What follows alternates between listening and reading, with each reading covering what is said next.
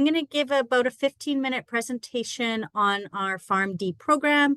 And then like Danielle mentioned, we will have plenty of time at the end for any questions that weren't answered throughout. So my name's Leslie Flett. I'm the academic advisor for the PharmD program here at the University of Alberta.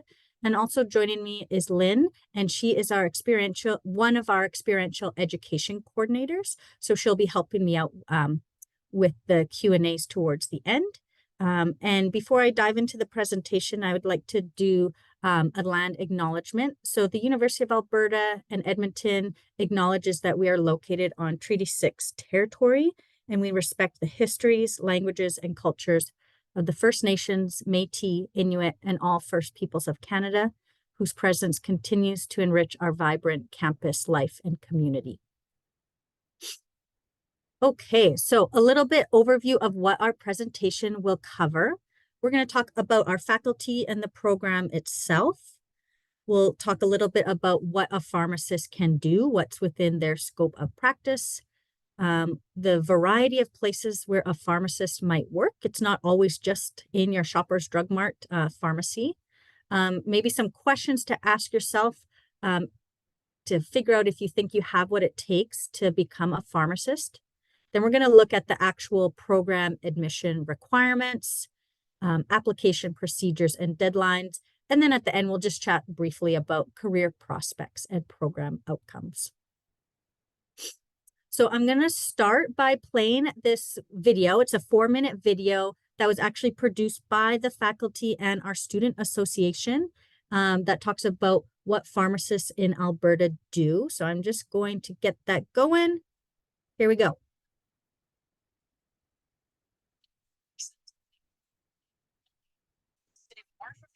Will improve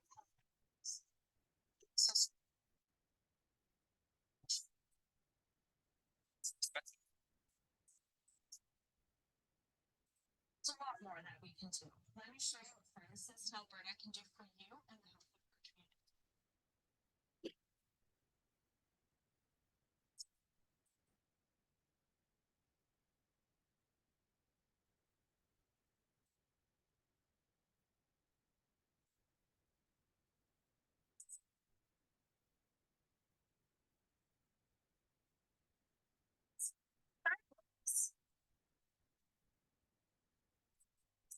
Diabetes management and can provide counseling with having monitoring of blood sugars, but are also knowledgeable and helping understand the lab values, such as your A1C and glucose levels. Making people how to properly use their glucose monitor is such as you can implement to better manage your body levels.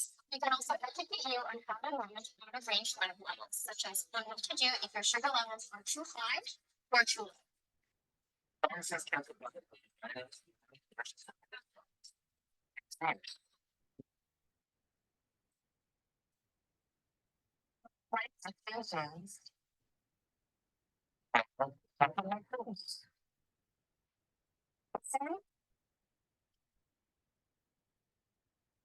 Okay, it sounds like you guys aren't able to hear it very well. I'm going to try one more time. And if it doesn't work with the audio, then we'll just keep going. So just give me 1 second here.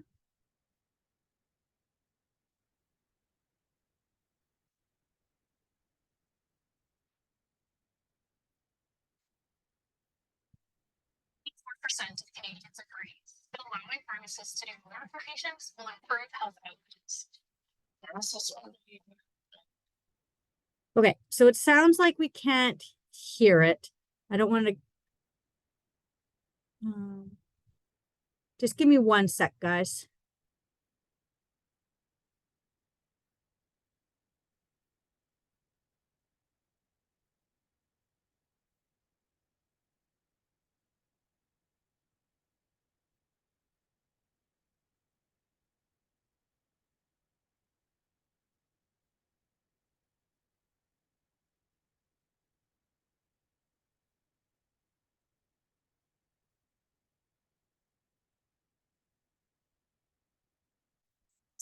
Canadians agree that allowing pharmacists to do more for patients will improve health outcomes.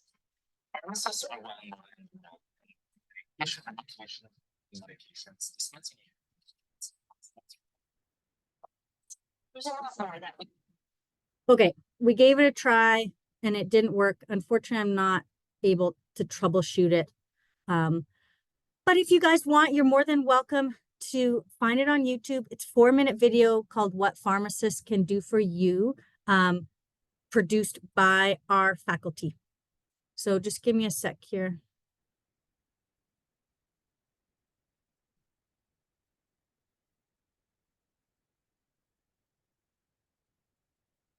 Okay, so the Doctor of Pharmacy program is for students that want to apply to become a pharmacist. So it's an entry to practice program, and it's a 4-year program consisting of coursework and practice experience. So you will be doing a variety of practical experiences throughout your degree.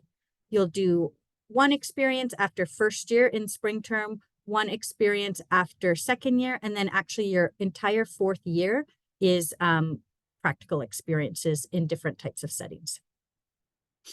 All courses have to be completed by all students. You're not transferring credit in from other programs, as the pharmacy program is quite prescribed and the courses are laid out for you. There are 2 elective courses within the program that enable you to explore some other aspects within the pharmacy practice. You get a little bit of room for exploring some areas that might interest you. And as I mentioned, the 4th year focus mainly on practice experiences, and that you'll have 6 placements over the 4 years. Okay, so what can a pharmacist do? They can do quite a few things. It's quite a broad range of practice. So you would be involved in disease management through the prescriptions that patients would be prescribed, ensuring effective drug therapy outcomes, and primary healthcare promotion. So you may work as a member of a healthcare team. You could be giving injections such as flu or COVID vaccines. You may be able to prescribe some medications, those that are authorized for you. You could be managing your own business, perhaps owning your own pharmacy and managing the staff within the business. Or you could also be working more behind the scenes in the area of research, such as like drug research, coming up with new prescriptions, new drugs, kind of groundbreaking work. Or you could also teach into pharmacy programs at university for post-secondary students. So that's just a little bit of an overview of some of the different things that a pharmacist can do within their line of work.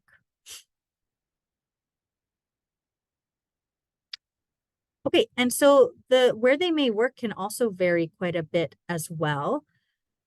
So kind of your classic community pharmacy, Shoppers Drug Mart, Rexall, that sort of thing, where you just go in and you get your prescription filled. But there's also many, many pharmacists working behind the scenes in hospitals, prescribing prescriptions for patients in hospitals or long-term care units. You could also work in ambulatory clinics or for a primary care network, veterinary clinics. You could work for pharmaceutical companies, kind of that research side of things. You could work for the government, more in research and development, and then again, into academia. So many of our professors in our PharmD program are practicing pharmacists as well as professors into the program. So they do both of those things. Okay, so this section is just a few questions to ask yourself about the aptitude for the program, just to see if you think you would potentially be a good fit. So thinking to yourself, do you have good communication skills? It is a customer service industry in the sense that you will be talking with patients, trying to figure out what their needs are and what they're trying to get across to you. So that involves strong communication skills. Oh, sorry, guys. Do you value building meaningful relationships with your patients?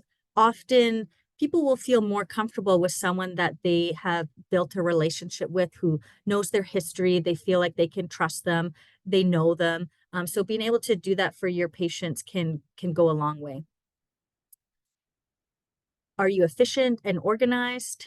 Are you solution focused, detail oriented? As you can imagine, there's a lot of small details that go into prescriptions, especially for a complex patient that may have many different types of prescriptions with details of when and how they take it. So being detail orientated.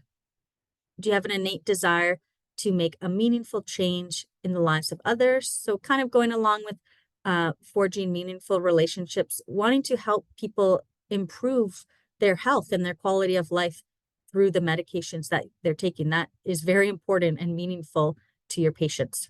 So if you answered yes to these questions generally, we would encourage you to consider applying to join our faculty in our PharmD program. Okay, so now we're going to talk about the admission requirements. The minimum requirements for admission will be the completion of 60 credits of university transferable work, including the following prerequisites. So what that means is our program is not direct entry from high school. You will be doing at least 2 years full-time in another degree program before you can apply to us. So that could be potentially if you wanted to go into the Faculty of Science.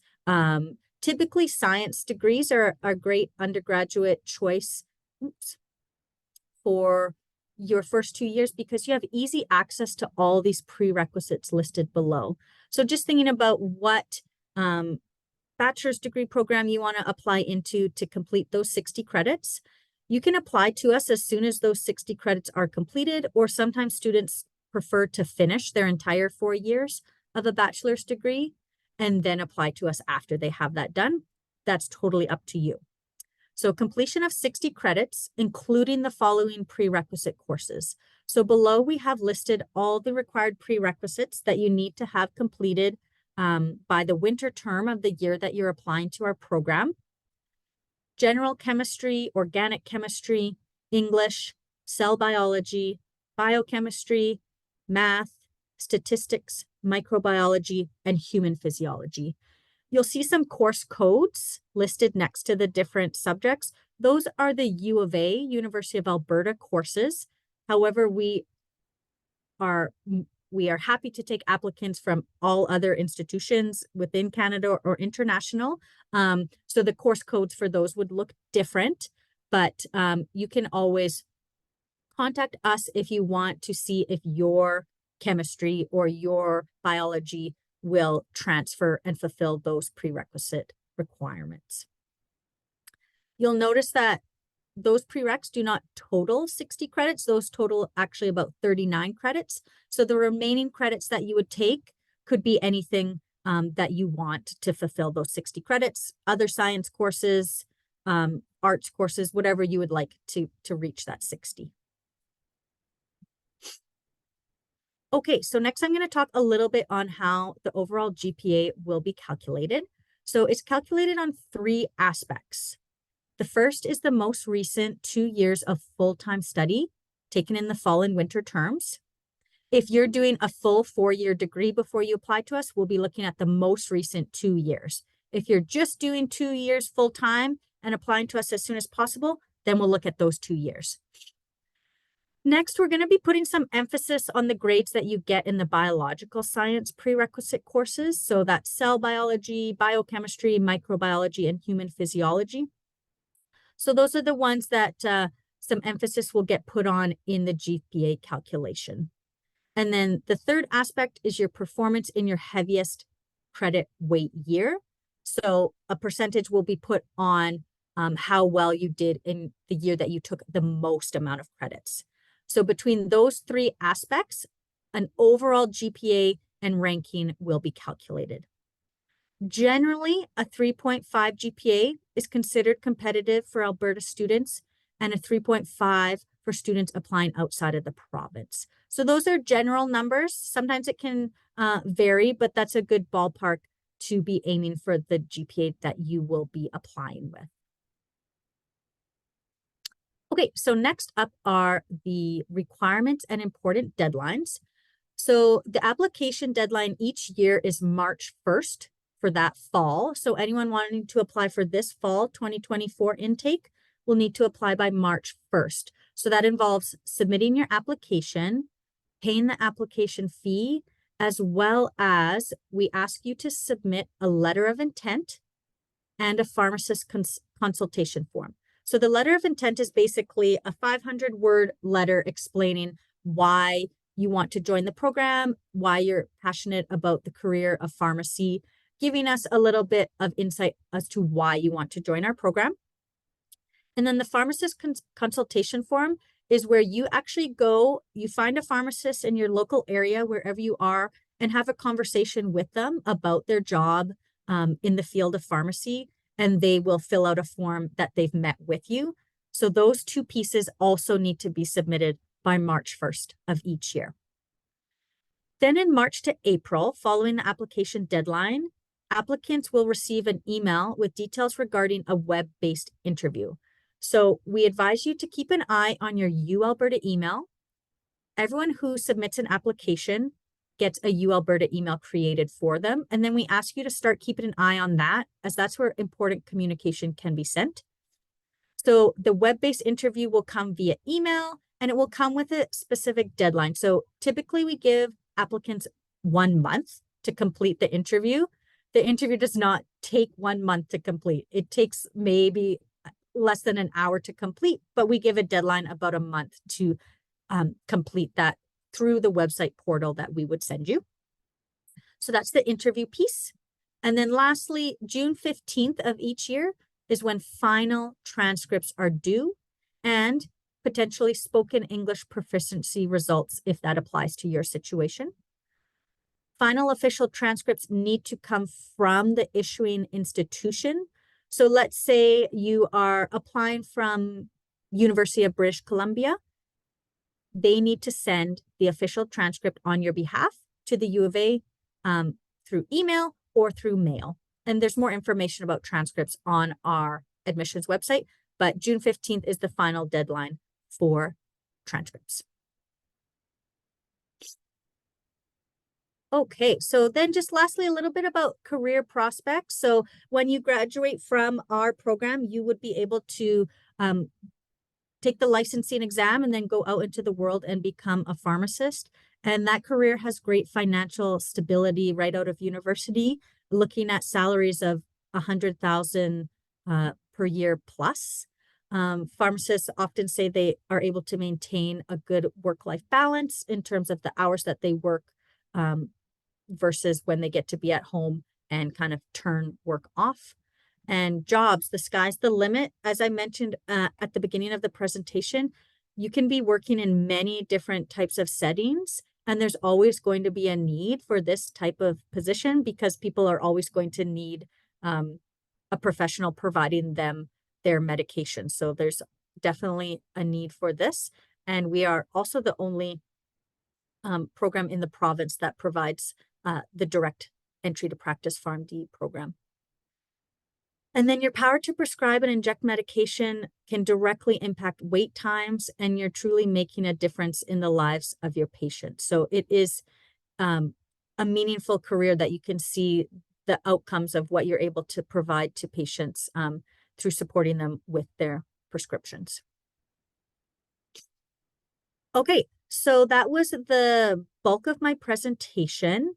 We're going to open it up for questions right away. But if at the end of the presentation, you still have questions or you didn't get it answered fully, you can always email me at phstud@ualberta.ca. And also our website, we have a really great admissions requirement page, and we also have a quite detailed frequently asked question page. So taking a look at both of those can also help you out quite a bit. Okay, so I'm going to stop sharing my screen. And the chat. Okay. So I think what I'll do is I'll just open the floor up to questions. So if anyone wants to raise their hand and unmute, or you can ask the questions in the chat and we'll just go through them in the order that we receive. So are there any questions out there?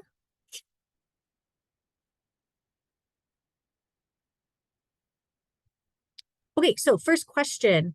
Is there an undergrad program that is preferred for students to take to get into the pharmacy program? If you get accepted into ALS at U of A, as long as you have the biological science prereqs, can you apply to the PharmD program? So that's a great question. There's not a preferred program in terms of higher chances of getting in. Any undergraduate program can be used to apply to us as long as it's U of A transferable coursework.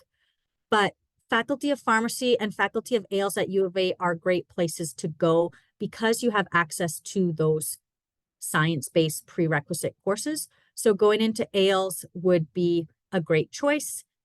As long as you have your 60 credits and you hit all the prereqs on the list, you can apply to the program. Okay. Are competitive averages from previous years posted publicly? No, those aren't posted publicly. That 3.5 and 3.7 is the ballpark that we share because it can vary from year to year depending on the applicant pool. So that's just a good ballpark to kind of aim for in terms of your GPA, your most recent 2 years, your biological sciences, and your heaviest credited year. Can the pharmacist consultation form be filled out by a pharmacist you work for? I believe so. The form is on our website, and Lynn, correct me if I'm wrong. It can't be filled out by any family members, but I think it could still be filled out by an employer. Does that sound right, Lynn? Yeah, correct. We just want to know that you've went to a pharmacy, you've spoken to a pharmacist, and you're actually interested in becoming a pharmacist. So yeah, and it should only be helpful for you guys too, because then you get a little bit behind the scenes look of what it can entail from someone who does it day to day. Is there a PharmD undergrad that high school students can apply to? Not here at the University of Alberta. We require you to apply to another undergraduate bachelor's degree program. There may be such programs in other provinces. I think potentially University of Manitoba might have something similar, like a 2-year kind of preparatory undergrad for people who are interested in pharmacy. But here at the U of A, we don't have that. So you could apply to another undergrad and get all your prereqs done. Do you have a cutoff maximum number of students you can admit per academic year? Yes, we do have a cutoff. It's around the 140 to 150 student range is what we admit per year. How many students receive the interview? As long as you have submitted your application, letter of intent, and pharmacy consultation form, you will receive the web-based interview. Then once we start to look at GPAs after winter 2024 term is over, we will look at the GPA and then interview results to get an overall picture of the applicant.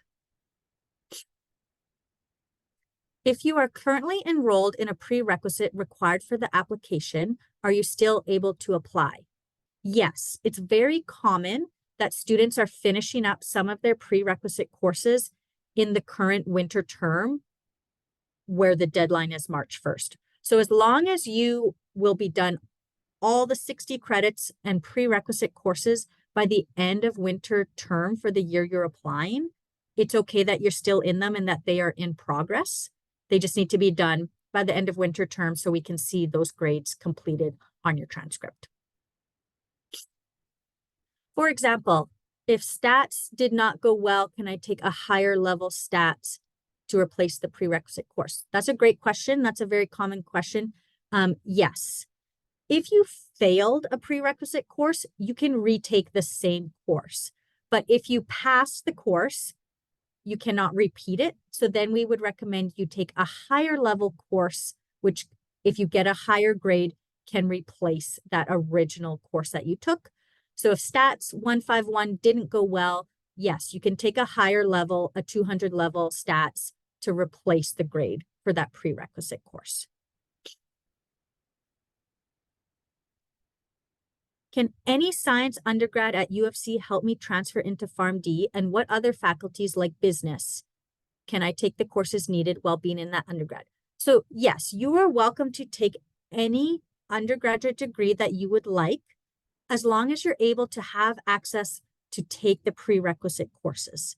Sometimes courses may be restricted to students in this certain faculty. Like for example, chemistry or bio or organic chem. Students in the Faculty of Science might get to register in those courses first, and then they open to other faculties like business or arts later in the course registration process. So you could potentially still get the prereqs done through other faculties. You just might not get access to the courses as fast as students who require them in their program.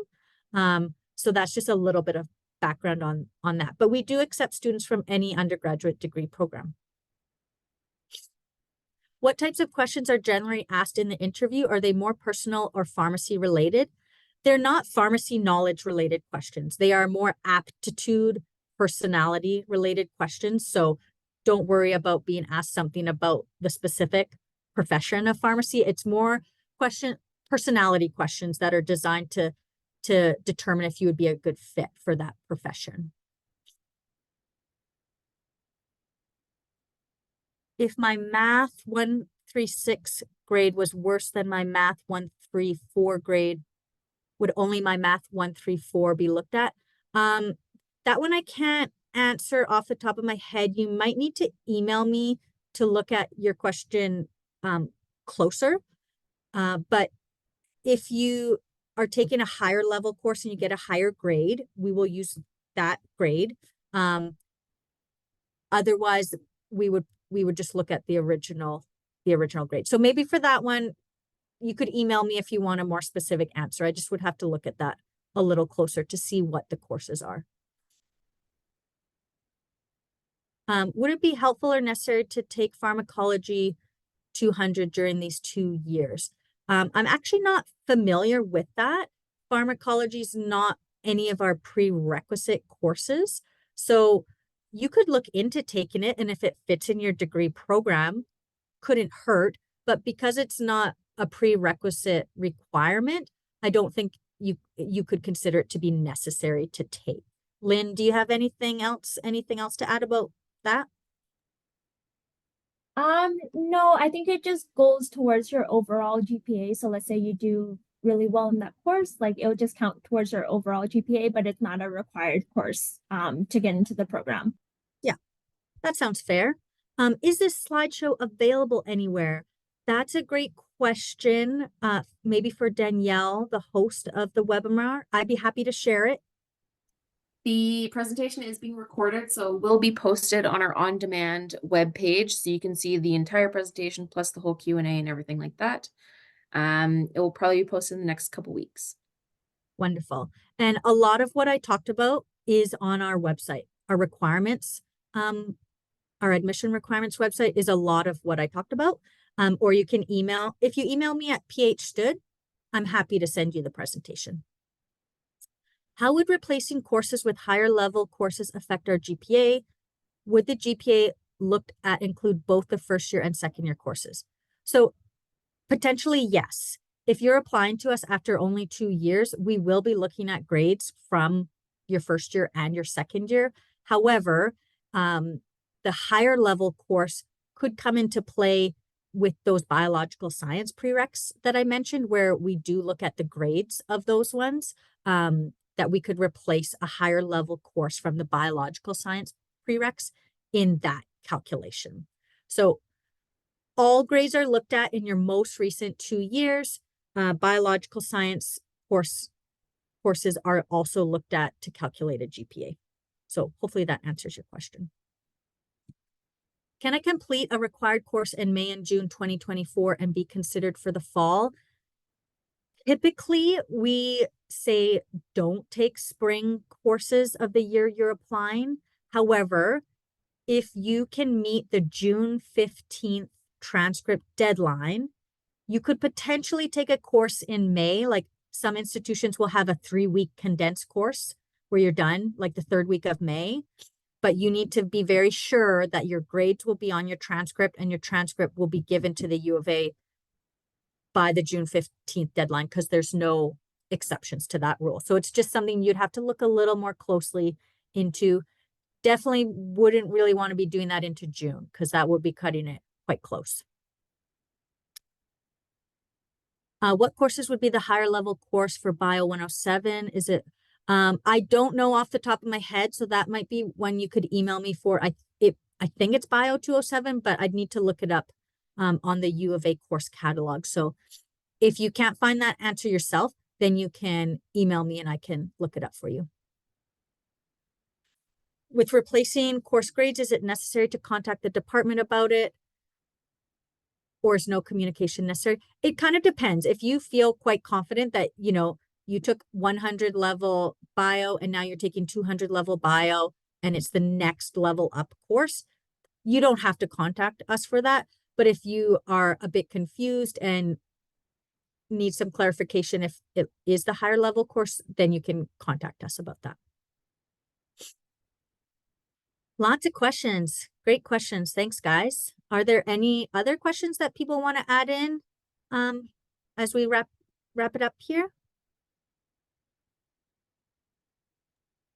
There's a couple questions in the chat, Leslie, that I've okay. been answering, which is different from the Q&A function. But if you wanted to go through some of those. Sure. I don't know if you were able to see my answers or not as well, but I've been answering a couple in there. Okay. Do you feel like there's any that still need to be answered? I can answer the last one from Karen. Other than that, do you feel like most were answered? Yeah. Okay. So the last one is, does the program usually receive hundreds of applicants for those 130 to 150 spots?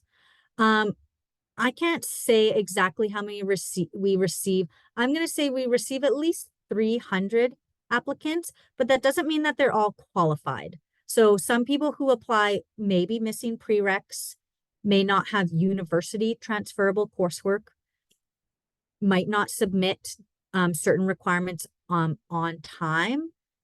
But at this point, I can't speak to the competitiveness in terms of the percentage that's accepted. Lynn, I don't know if you have an answer, but I'm just a bit new, so I can't speak to that. I think in the past, we've said between 15 to 30%, depending on year to year, but every year varies once again. Okay, so that's a little bit of a ballpark to go off of. Any other questions that people want to throw in the chat?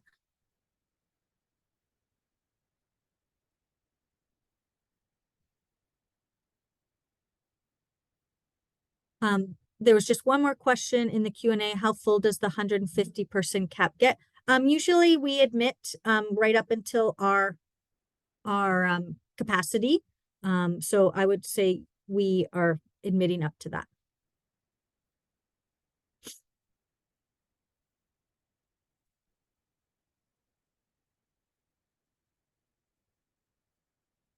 Can you transfer in year 3? Yep, you're more than welcome to complete 3 years of a bachelor's degree program and apply to us after year 3. That's totally fine. Sometimes students might, maybe if they didn't do so hot in their first year of university, which is normal, they might do 2 more years to have 2 most recent years of strong GPA. So yeah, we get applicants who have finished 3 years of post-secondary. There's more information on the letter of intent on our website, but basically why you're interested in the pharmacy career is kind of what we want to know. There are there specified spots available for FMNI students? We do have, we have 1 spot available for an FMNI student if they are the next in line in terms of competitiveness for the 150 spots. So we do keep 1 spot if someone was like 151 and was the next in line for competitive GPA. But there's not a reduced competitive GPA for Indigenous students.